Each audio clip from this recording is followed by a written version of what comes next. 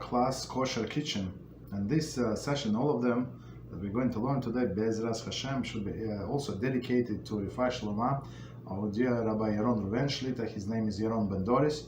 Also Yehudis Bas Noach, Ariela Ora Bas Ana, David Shlomo Ben Sandra, Yemim Rasi Rachel Bas Brindel, BeEzrat HaShem. Also to quick release of Moshe Shmuel Ben Pnina, and Atzlacha Rabba to Giveres Chana Bas Abraham Avinu, and the whole family, BeEzrat HaShem.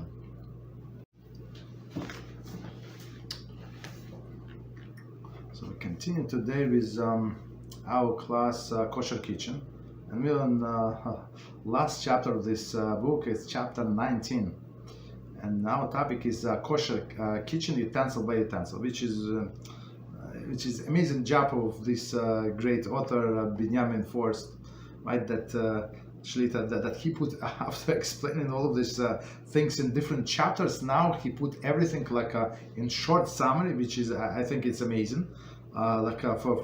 For example, if you don't have time to read the whole chapter, so you can just go to the end, to the section, and you see what to do.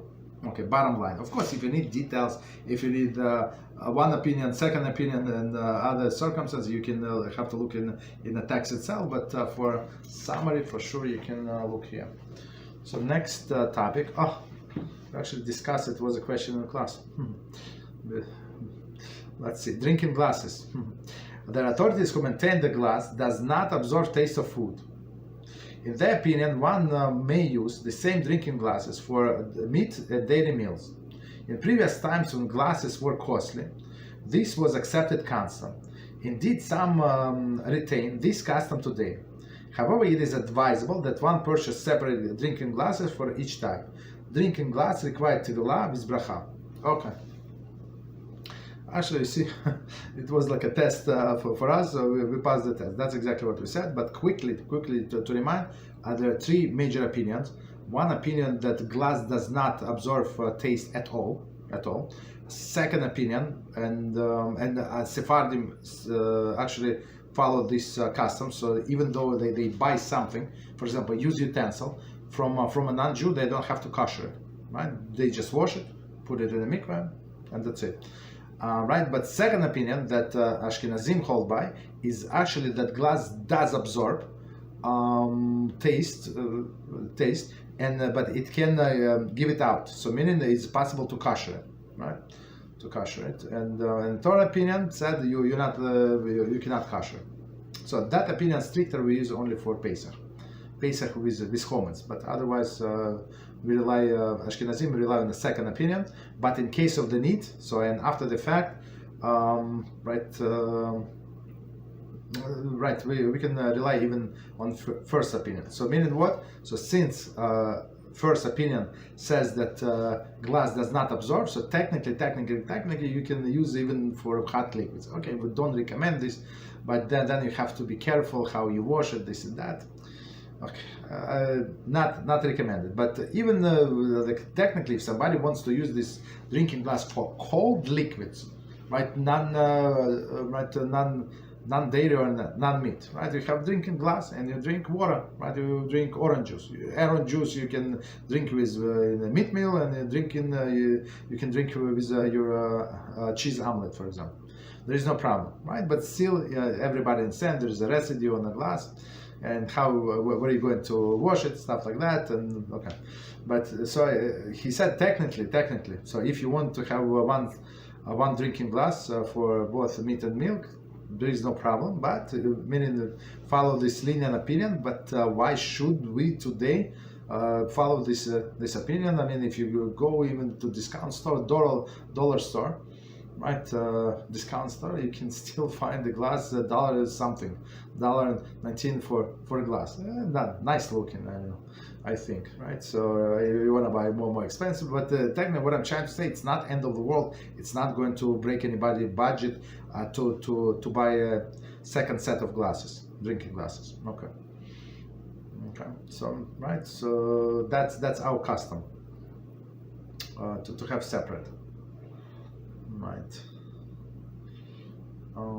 Okay. So that's what it says. Okay, drinking glasses require tevilah with bracha.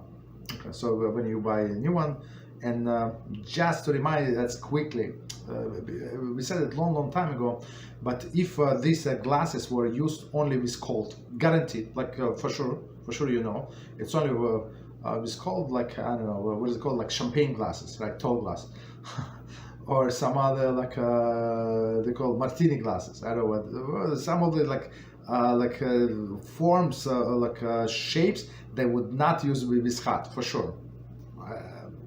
I hope, right? So meaning in this case, right, or they were wine glasses. So people would drink only wine. They would not drink chicken soup from that. They would not drink milk or other things from this glass. So you can kosher with approach when you fill these glasses, like with water, right, 3 times, and I mean you fill, you wait 24 hours, spill. Fill again, spill, and 3 times, and basically it is kosher. Then you just dip it in the mikveh with a blessing, and that's it. Or there was another approach, just to remind us. So you can put in a big pot filled with water. So and you put glasses completely submerged in the water, and you can do like this, no problem. Either way, it is fine. So technically, you're not obligated to the kasher from outside, but if you want, you can. So I mean, I think, if you ask me what preferable, whatever you want. There is no right. Our poskim do not differentiate. I think that second approach is like logically sounds a little better. But even the first approach, so you have to put it in some kind of tray. You overflow a little overflow, so meaning it's over the brim in a sense. Okay, that's it. So here we go, drinking glasses. So next topic is eggs. Eggs, see, onions. Okay, we're going to get to onions. So it's in alphabetical order, which is next one. Egg cups. Egg cups. Part of egg cup may be used for eggs, regarding whether they are cooked in the meat or dairy pot. Right. Provided that there is no meat or dairy was cooked with the egg. Ceramic egg cup require tevilah without bracha. Okay. So from the beginning, egg cup, right? Egg cup. So if you want to I guess add egg cup, but you want to eat the egg with a spoon, right? So I have this egg holder. So basically, if you think about it, most of the cases does not even touch the egg. All right. I mean, you can shell the egg if you want, but you can use it in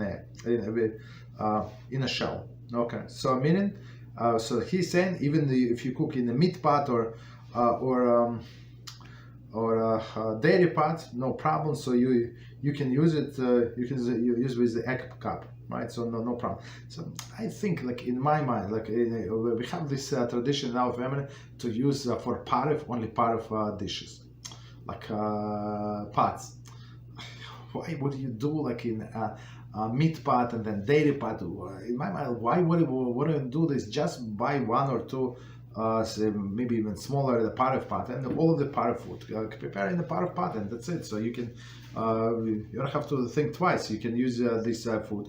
For example, you do, I don't know, whatever you do rice, you do some other grains, so you can use it with meat, you can use it with dairy. Why should you why should you limit yourself because of the pot?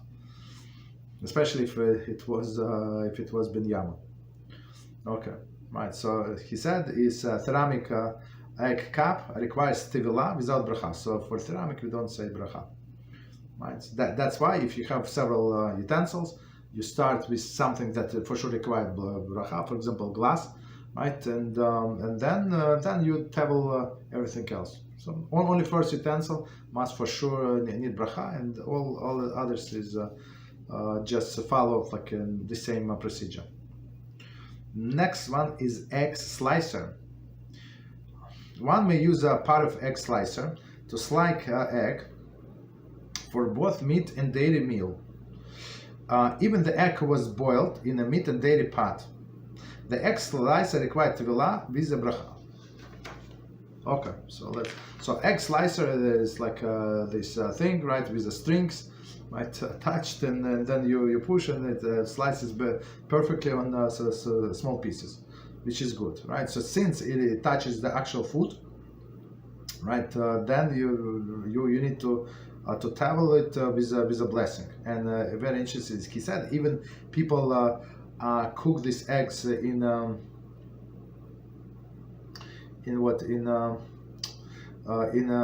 meat pot or dairy pot, no problem. So you can use this part of a slicer. So I mean, basically this, especially if there is no residue, there is no problem. Okay, right, there is no problem.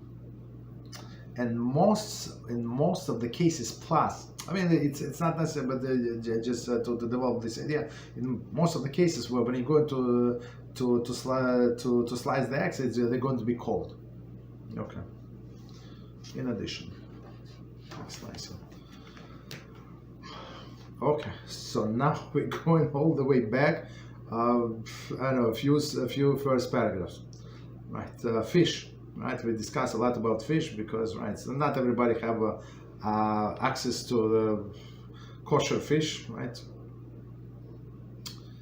Kosher fish meaning the like certified kosher fish. So usually, actually, you go to we buy a kosher fish from non-Jewish supermarket.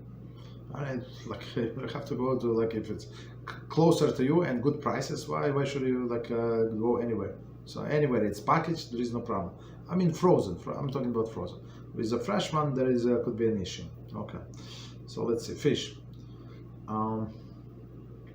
One may drink milk while eating fish, or even fry fish in a butter.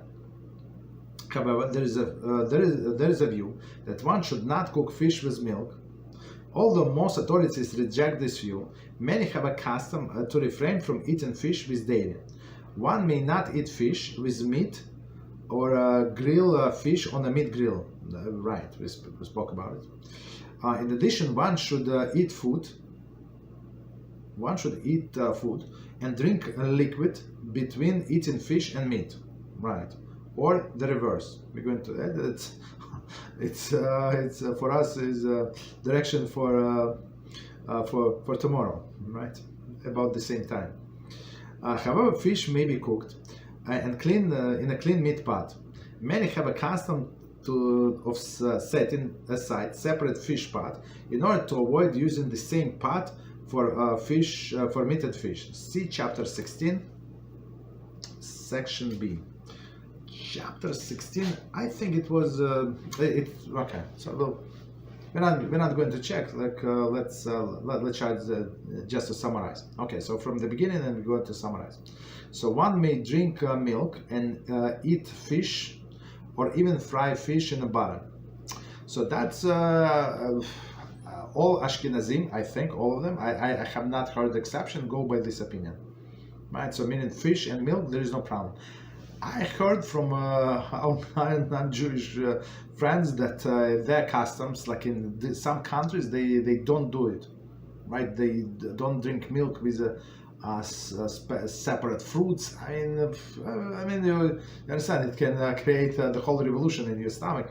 But with and also with fish, and I asked somebody, why is that? They did not have explanation. Maybe on the internet they explain, but we do not care, right? They can do whatever they want, right? For us, there is no problem. Some Sephardim, not all of them, but some Sephardim actually follow this custom, and they don't eat fish with milk. But with us, we do it, and fish like tilapia or something, and put a piece of cheese on it, melted cheese. What could be better, right? There is no problem.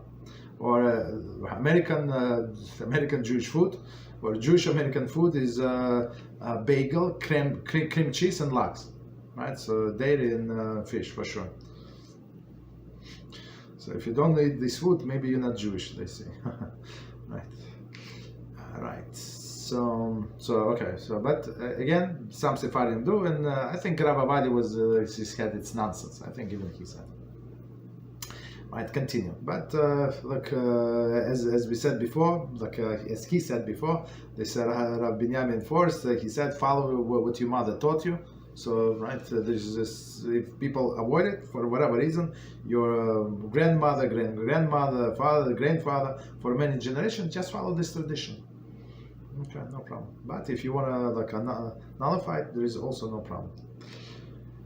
However, there is a view that one should not cook fish with milk. Okay, a view. One, right?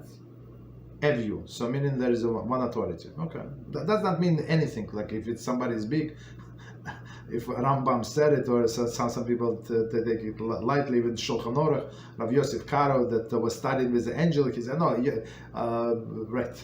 Baal Shulchan Aruch has a different opinion. Okay, so he's a Shulchan Aruch, so we follow him.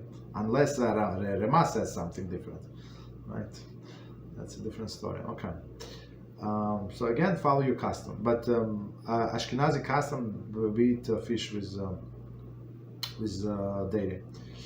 Although most authorities reject this view, many have a custom to refrain eating fish with dairy. Okay, I'm not sure about many, but okay. Continue. One may not eat fish with meat.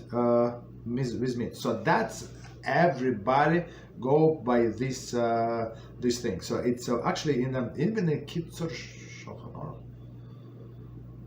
Actually, I don't remember 100%.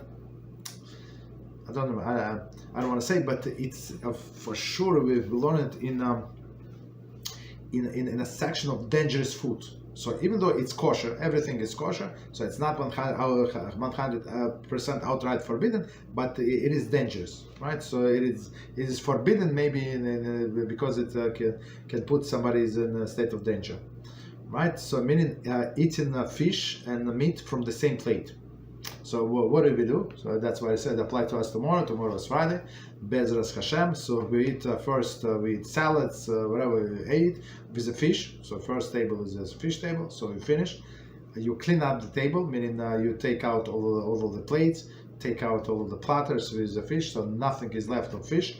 And right, and then until we serve something else. Sometimes people speak like in between, so we actually it's our time after we finish fish, everybody calm down, everybody's satiated, right? And that's when we start learning Torah, right? And then of course you can eat a little bread, you can drink some liquid, some wine, or whatever you drink, iced tea, whatever you drink. So meaning that after this thing, lemonade, whatever, orange juice, whatever you drink, so meaning that's you fulfill this condition. Make a break between fish and meat, right? And then you ate something hard, piece of bread, piece of challah, whatever you eat, and drink some liquid. That's it. So nobody is required as like between dairy and meat that you have to like go and rinse your mouth. That's too much. Nobody required with this between fish and meat. Or opposite if between meat and fish, but usually as Rambam taught us in his Hilchos Dias chapter 4, and when we spoke about how to proper take care of our health and how to proper to eat, what is first, what is second. So first he said fish, and then you go with the poultry, and then you go with meat with small animals, right, and meat with bigger animals. So that's the proper procedure. Okay. Second, he said do not use this same grill, right, for fish and meat. What some people do, they put aluminum foil. So again, this you can use aluminum foil, but it must be like several layers.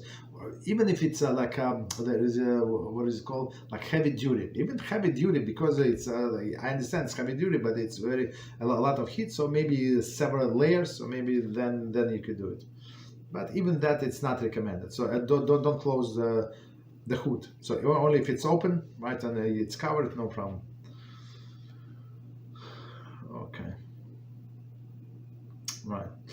In addition, one should eat food, right, and food and drink. Okay, we said that's already reversed. 1 second. Next one. However, fish may be cooked in a clean meat pot. So a clean meat pot, as I understand, even if it's binyama, so meaning if it was used less than 24 hours, But preferable way, as he said it, and we also have this custom, it's not, especially today, with such a blessed generation in this sense, maybe not spiritually with all the clowns, but in the physical sense, that you can buy pot very, very cheaply, right? One pot, or sometimes cheaper to buy the whole set, right? You buy the whole set, good quality, it's going to cost you less than I don't know, much cheaper than you buy individual pots. That's it. Free shipping. How can you go wrong, right? So I mean, we have separate pots for fish, separate knives, right, for fish, and separate, what is it, like what is it, scissors, right? Scissors, shreds, whatever they call it, for fish. For example, if you want to cut right, some smoked fish, right, you cannot cut it with knife, so you use the scissors. Okay. Right. So again, technically, it is possible to, it is allowed, not possible, it is allowed to cook fish in a meat pot, clean meat pot, even benyama, but preferably like to get one separate one. Especially if a person like fish and eat a lot of fish, yeah, for sure. Cooking or frying pan separate for fish. Right. Right. Or right. What's that? Okay, no problem. So next subject, this is a big one. A fish store. Very interesting. We went shopping just recently for food shopping, and there is one supermarket that last time we've been there 5 years ago, or so. maybe more than 5. And it's very interesting. It's not Jewish supermarket, but it has since there's like a big Jewish population, Orthodox Jews, of course Hasidim, maybe Hasidim, so they have kosher Jewish fish. There is like side by side kosher Jewish fish and not kosher Jewish fish, and also like majority of this meats and poultry is not kosher, but there is a big two big stands like refrigerators, like full refrigerator of kosher meat and chicken. That's it. Right. So I mean, very, very convenient. Okay. So meaning that they have a kosher fish, and you see the price is different. The price is different because, of course, you see mashgiachs there, right? So you have to pay a little more. So meaning, just so we understand, it's the same fish that comes. It's not like there's one delivery for kosher fish and another delivery from not kosher fish. So they get in boxes of salmon, right? And half goes to kosher, half goes to non-kosher. Non-kosher, I guess they could maybe get a bit more than half. Doesn't matter, whatever the ratio is. So, but it's from the same box. It's how they clean it with with a knife, and how they clean the knife, how they don't have any other non-kosher species there, like not shark, not eel, not all the other things, only kosher fish. So that's the difference. Oh, and of course there is mashgiach. Okay, so you pay a little more if you want, or you buy a full fish, complete fish, and clean it yourself. Guess what? All right. So fish store. Purchasing fish from a store not owned by observant Jew or under rabbinical supervision is fraught with difficulties. Okay. Some guidelines. So of course, many people don't. I mean, we should all live next to such a supermarket, but sometimes sometimes the price is too much. So if you don't eat a lot of fish and you like to clean it, so it's going to be like 3 times cheaper sometimes, right? If you buy the whole fish from a non-Jewish supermarket. But like a fish store, we have where we live, we have fish stores. Right. So sometimes when we buy fish, the whole fish we buy it from Chinese store. The best prices of the fish where only Chinese go, right? You know that the price is like half of the price, like exactly the same salmon, exactly this the whole tilapia, exactly the whole whiting, exactly everything is the same, but they have better prices for sure. Everything is the same. Very interesting. Right? Of course, you have to clean it. Right? We buy their other fish as well and clean it. Okay, so continue. Fillet fish. One may not purchase any fish from the store without supervision if the fish scales are not recognizable. So of course we're going to see that there are some differences, but okay. So again, fillet fish. One may not purchase any fish from a store without supervision, right? If the fish scales are not recognizable. So sometimes they have a skin attached, sometimes they don't have skin attached. So for example, when we buy this fillet in frozen fish, it does not have a skin, but it has a stamp of Kashrus. Next one, salted fish.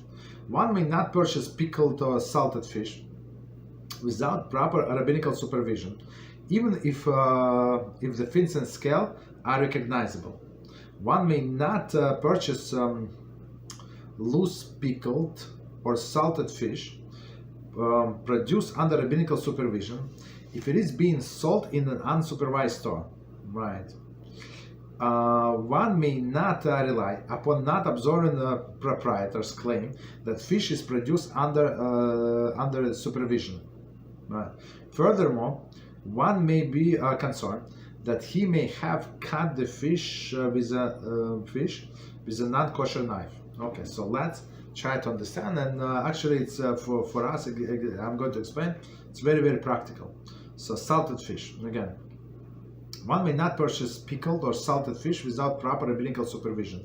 So sometimes they, in the store where I buy my fruits, vegetables, right? They sell these herrings, for example, like from the bucket. So you say how many herrings you want, and she would go like with a glove, of course, take it a herring for you, and you pay. I think it's like flat price, and you just pay. But it's a bucket, like who knows? Of course, she can say it's from kosher store, from kosher factory, and there's some on display you see in the deep freezer. Some of them vacuum sealed, and there is a kosher stamps, but some of them are loose. And of course, in display it says it's in a box that it says like a kosher. We have a famous this. Smoked company, which is kosher, no problem. But even though they have bugs and they have kosher, not kosher, so you cannot trust them. Especially the store is open, it's open on Shabbos, owned by a Jew who is Michal Shabbos. So meaning this lady, she will tell you whatever you want to hear. You understand? So they just want to sell you fish, and it's like because they're nice, right? Because they're nice, not because they care. So absolutely forbidden. If there is no stamp, if it's not sealed, absolutely forbidden to buy. But if it's a kosher store, right, God-fearing people, so yeah, you can. They have herring like this. You can ask them to get you something, right? There is no problem. Or even if it's their own containers, so even their own containers, there is no problem. You can buy from them. Because you know that the reliable kosher people have supervision. There is a right rabbi oversees that, no problem. Right. So, but if it's without rabbinical supervision, even if it has fins and scales, right? So I mean, when they pickle fish, I think there are not too many kinds of fish that they pickle. Herring is one of them. What do they pickle? I'm not sure. Like maybe a few others, but that's it. Okay, but still, you cannot go right. Continue. One may not purchase a loose pickle salted fish produced under rabbinical supervision if it's being sold in unsupervised store. So again, as I said, this example, you go there, a lot of products smoked fish and salted fish from this kosher factory, but not all of them. Not all of them. So how do you know? For me, they look exactly the same. But fish is kosher. They sell the whole fish with the head, with the tail, with the fin. So you see exactly what fish you buy. So the problem is not with the fish, but the problem is that you don't know if this specific, even though it's in in their box, but it's unsealed, so you don't know if it's that fish or not. Right. So again, one may not rely upon non-observant proprietor claim the fish produced under the supervision. Okay. Right. So but in a kosher store you can buy fish like that, of course. Furthermore, one must be concerned that he may have cut the fish with a non-kosher knife. Okay. But in this case, as well as just to remind us, if you want to buy whole fish from a non-Jewish supermarket, and sometimes they open the stomach and take the guts off. If it's a salmon, they're looking for a caviar, as you understand, right? So with all of the salmons, the stomach is open, right? So in this case, most likely they use like if it's a non-kosher store, so they use the non-kosher knife. So you just cut it, trim a little where the knife touched, and that's it. So everything else is no problem. No problem whatsoever. You don't have to cut a lot, just over scraping. That's enough on top. The place where it was cut. Okay. So we got right. So salted and pickled fish. All right. So it's very interesting. When Sephardim discuss the most disgusting food, Ashkenazim they say herring. And right, they cannot eat it. So, and I understand maybe it smells fishy, like a raw fish or something. But many Sephardim comes to our show, they try herring, and I don't know, maybe they got a little drunk or something. Like they started try herring. Now you see, they stand. Some of them stand like we have time. Like when they finish shacharis, there are people. Somebody have your side. They bring herring. They bring cakes, cookies, drinks, like all of these beautiful things, and people stay around and they eat a little, right, snack. So even Sephardim with these herrings, right? But initially people, you're going to, and it's people when they smell disgusting, but then people get used to. Okay, very interesting. Continue. Non-kosher knife. A store that sells non-kosher fish as well.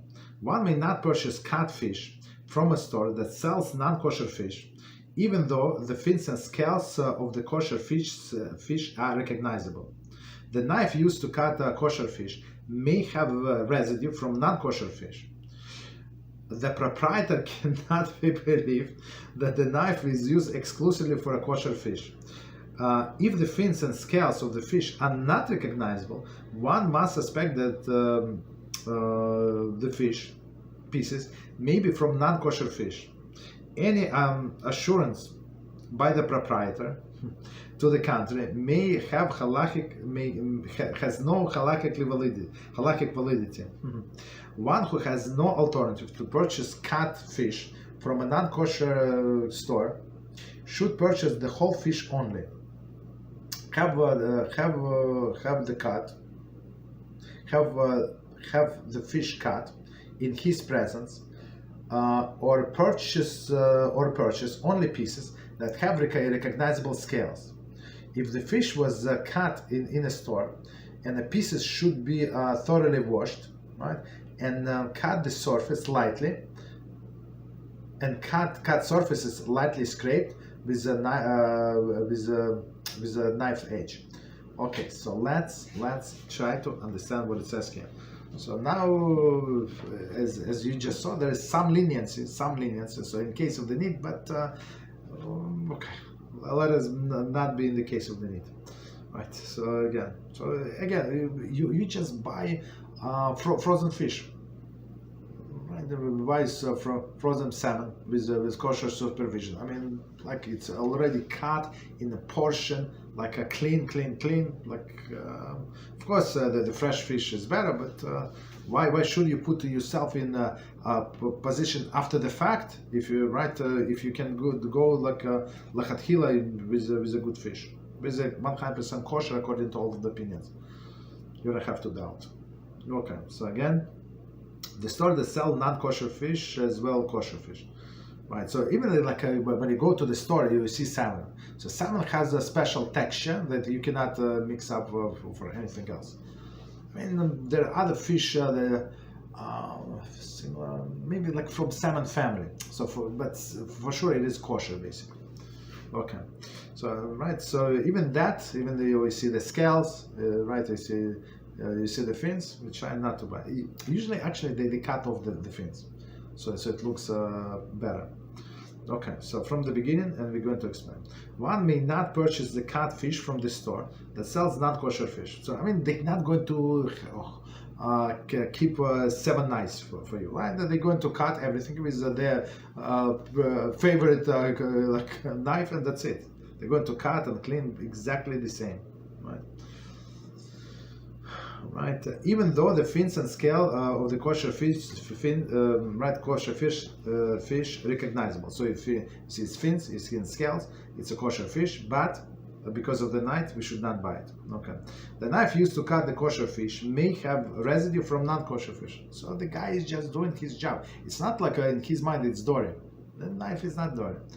I mean, I saw how in this Chinese store when I used to buy a long time ago, I used to buy fish from them. The guy is very, very diligent. He would wash the knife, like everything, the whole working area after they clean the fish. But it was not for a display. It was actually for a customer. So somebody you buy for the whole fish with the head, with everything, with the scales, and then he's going to cut for you, clean for you and cut for you. Right, to just say whatever they want. But after that, he cleaned completely. I saw it. I was in line, so I see like several times that he cleaned completely. But still, and it's cold. Like there is no. It's not hot. It's cold. So even after all of the leniency, it's preferable not to do. But after the fact, as we said, if there is no other way, so you actually can do it. Okay, but preferably not to. The proprietor cannot be believed that the knife is used exclusively for kosher fish. So actually, we cannot rely in a matter of kedusha to not religious people. So this is not religious person is like a goy, and non-Jews for sure you cannot rely. Not because they're not trustworthy people, but because they do not understand. They're not part of our nation, right? But in this case, a matter of kedusha, just to remind us, we can rely on on testimony of one witness. Usually we need 2 witnesses, but in this case, 1 witness, even a woman, and in some cases even a minor who understands. So meaning below bar mitzvah, but person has already smart. So there is some intelligence or a lot of intelligence, and we can even get a testimony from the minor. In some cases, the proper from kosher Jew. Okay, but non-Jew, whatever they say, right?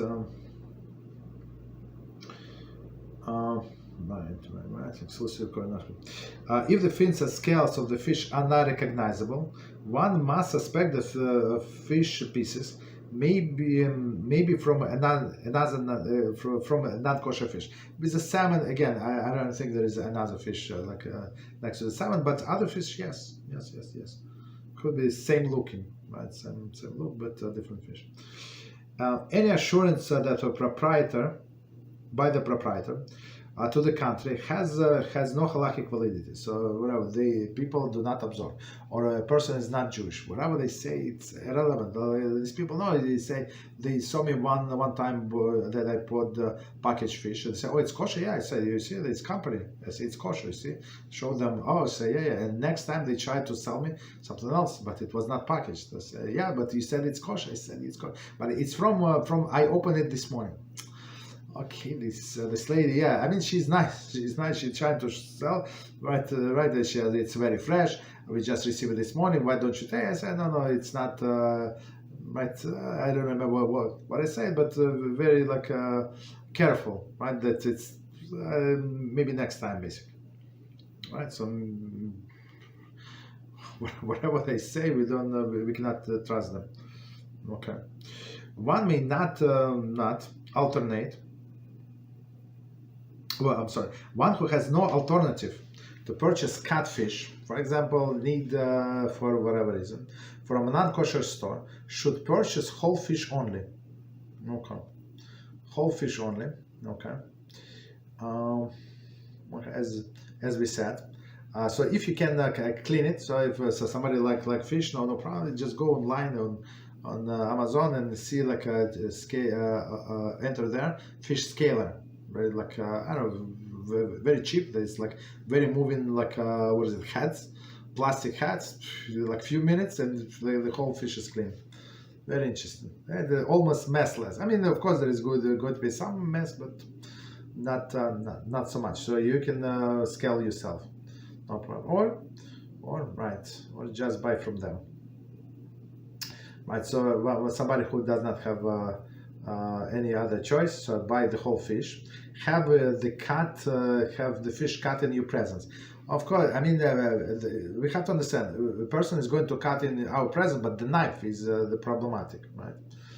Or purchase only pieces that have recognizable scales. So again, we're talking after the fact, but this after the fact should not be in our day-to-day approach. So again, only after the fact, if for whatever reason, right?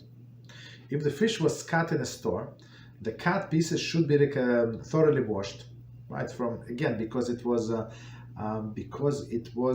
cold, so there is some leniency already, right? Because it was cold, right? So thoroughly washed and cut the surface lightly, and cut the surface lightly, scraped, right? And cut the surface lightly, scrape with the edge of the knife. Meaning, if some residue from this non-kosher knife remain, first of all we wash it off, and plus scrape with the knife. Okay. Next one, an unsupervised store that sells only kosher fish. If the store sells only kosher fish, it may be permissible, if necessary, to purchase cut fish, if the scales are recognizable, although one has no assurance that the knife is kosher. One should seek rabbinic guidance. So I never heard of such a store, to tell you the truth. I mean, this store would be like a Jewish store. Otherwise, they sell in this store, that non-Jewish store where they sell fish, even kosher fish, they sell all other seafood as well. I mean, the shrimps and other things, all of the sharks. But in the store, this Chinese store that we go, I'm not sure why. I mean, even though there are a lot of Jews living there, it's a big Syrian community next to that store, right? So but they have kosher fish like on one display, like a huge table, like a huge with ice, and non-kosher fish, or the sharks and eels and others and shrimps on another side. And there is like a walkway, like to go like behind the counter between them. I'm not sure was it done intentionally or not intentionally, but that's I was like for first when I saw it, I was very surprised. Why is that? What's the difference to them? But that's what it was. What it is, right? This store there, like in business, maybe 50 years, maybe more, right? Very interesting. So let me quickly check time. I think we can stop here. And so next, just quickly delivery from the fish store. So of course, as we said before, right, see deliveries. So it should be sealed, right? As we explained before, sometimes when non-Jew would decide that kosher fish is better than non-kosher fish, and try to substitute, or meat, right? Right. So that's we try to stay away from. Okay, stop here. Next topic is going to be next time is HaShem flatware. Okay, 5 minutes break. We continue other topics.